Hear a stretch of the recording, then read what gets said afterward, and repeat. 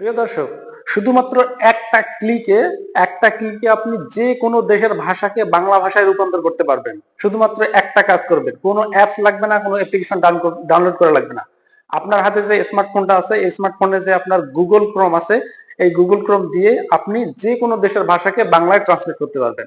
দেখুন, আমি আপনাকে স্ক্রিনে গিয়ে দেখে দিচ্ছি। এটার জন্য আপনি কি করবেন, প্রথমে গুগল ক্রোমে চলে যাবেন। গুগল ক্রোমে চলে গিয়ে পরে এখানে যে সার্চ বক্স আছে, সার্চ বক্সে লিখবেন Bangla to all language translator. Bangla to all language translator.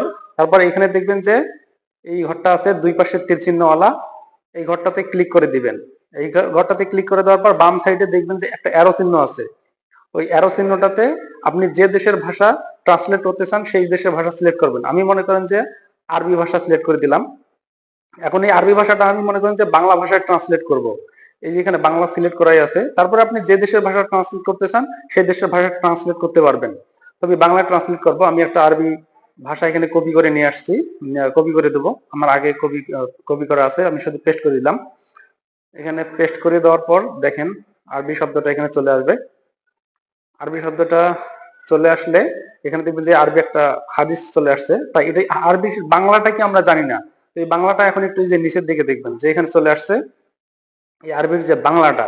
এই যে বাংলাটা এখানে কি লেখা আছে, লেখা আছে হে আল্লাহ, আমি তোমার কাছে প্রার্থনা করছি যে তোমার প্রশংসা, তুমি ছাড়া আর কোনো উপাস্য নেই, তুমি কল্যাণকর, আকাশ ও পৃথিবীর স্রষ্টা, হে মহিমা ও মর্যাদার অধিকারী, হে চিরঞ্জীব, হে ভরণ পোষণকারী। সুন্দর একটা ট্রান্সলেট হয়ে গেছে। আপনি এভাবে শুধু আরবি না, আপনি যে কোনো দেশের ভাষা মানে যদি না বুঝেন তাহলে ওইটা শুধু কপি করে এখানে নিয়ে এসে পেস্ট করে দিবেন। তারপর ওই দেশের ভাষা আমাদের বাংলা ভাষায় ট্রান্সলেট হয়ে যাবে।